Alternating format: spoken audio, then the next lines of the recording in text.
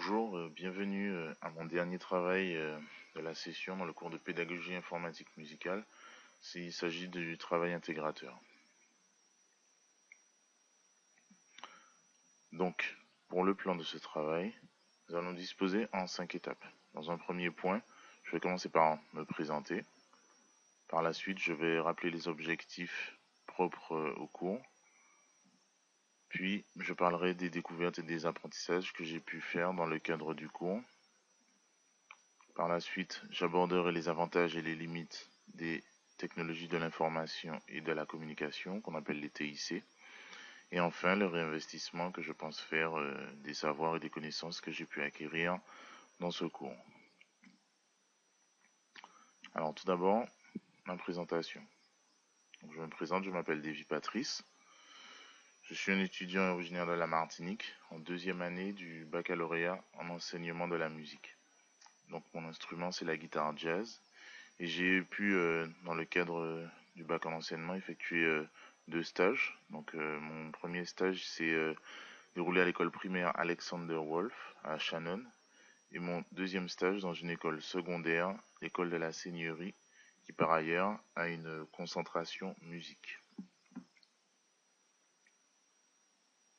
Donc les objectifs poursuivis à travers le cours, c'est important de les rappeler. Donc en lien direct avec la compétence professionnelle numéro 8, il s'agit d'intégrer, selon le référentiel des compétences professionnelles de la profession enseignante, l'énoncé stipule que l'étudiant ou le futur enseignant doit être en mesure d'intégrer les technologies de l'information et des communications aux fins de préparation et de pilotage d'activités d'enseignement-apprentissage, de gestion de l'enseignement et de développement professionnel. Donc la formule, vous en conviendrez, est un peu lourde. Donc c'est pourquoi j'ai décidé de reformuler ça en quelques points. Donc en fait, il s'agit de s'appuyer sur les technologies de l'information et de la communication pour préparer et organiser ces tâches d'enseignement, diriger et structurer l'apprentissage des élèves en classe, évaluer et faire une rétroaction rapide des connaissances et savoirs acquis, en voie d'acquisition et à acquérir. Donc, l'objectif voilà, qui était poursuivi, donc c'était le suivant.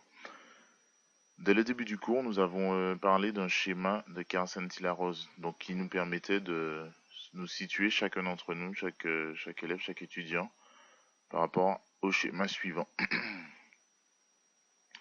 Donc je me suis situé dans ce schéma à 3 niveaux: utilisation personnelle, utilisation professionnelle et utilisation pédagogique. Donc au début du cours, j'utilisais donc les technologies de l'information et de la communication pour une utilisation strictement professionnelle. Par la suite, l'objectif, je visais de m'améliorer d'utiliser les TIC comme outil pédagogique, à des fins plus pédagogiques.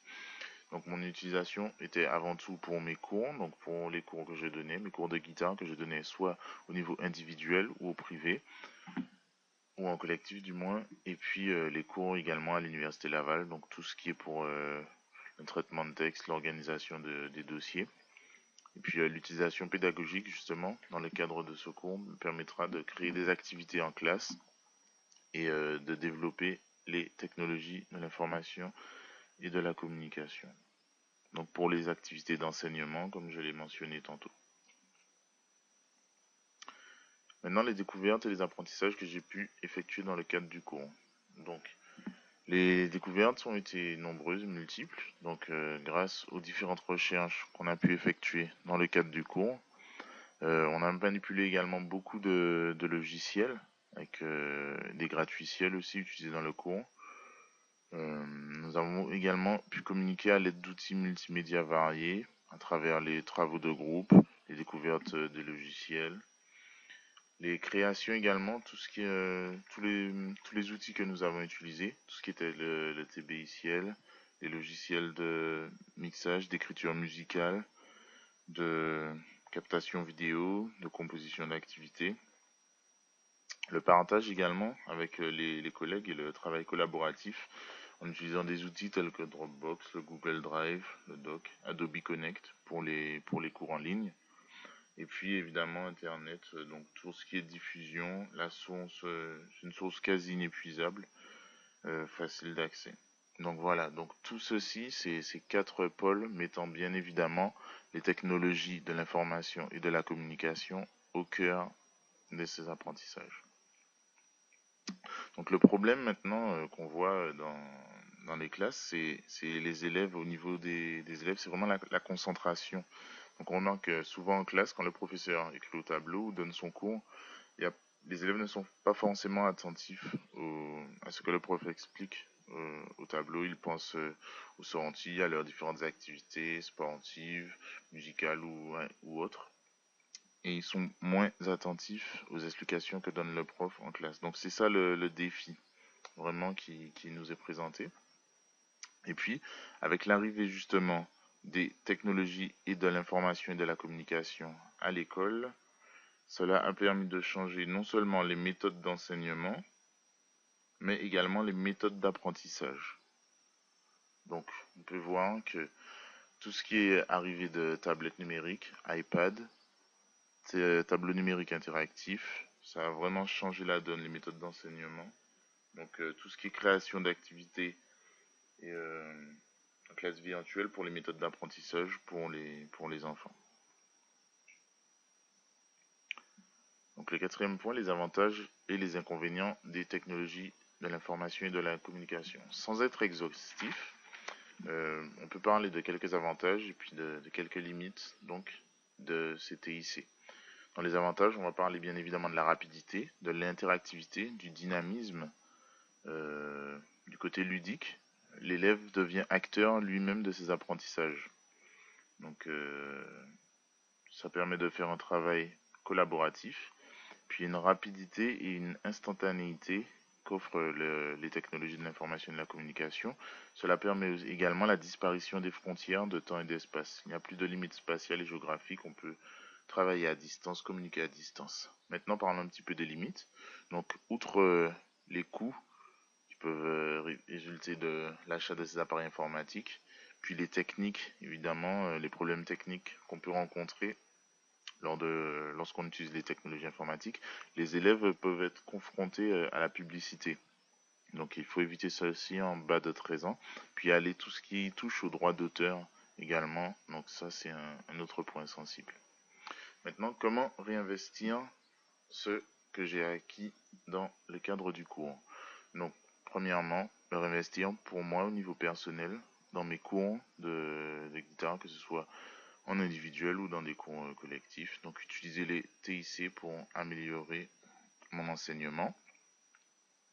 Deuxièmement, dans les stages à venir, donc effectivement il me reste deux années de stage, donc je pense pouvoir réutiliser aisément les compétences et puis tout ce que j'ai appris dans le cadre de ce cours pour mes stages à venir.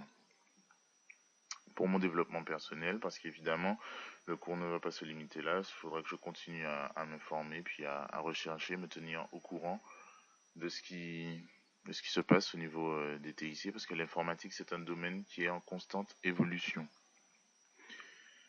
Des échanges et des partages, évidemment, donc que ce soit dans les forums, à travers la page Facebook du groupe, qui sera toujours active après la fin du cours. La formation continue, donc participer à des séminaires de formation, et puis, évidemment, dans mon futur métier, parce qu'en tant qu'enseignant, je serai bien évidemment amené à utiliser les technologies de l'information et de la communication. Il est intéressant de noter que les TIC s'intègrent bien dans les compétences disciplinaires qui sont demandées par le ministère. Créer des œuvres musicales, interpréter des œuvres musicales et apprécier des œuvres musicales. Pour terminer, le schéma de Caracenti-Larose, donc, nous revoyons qu'il est bien...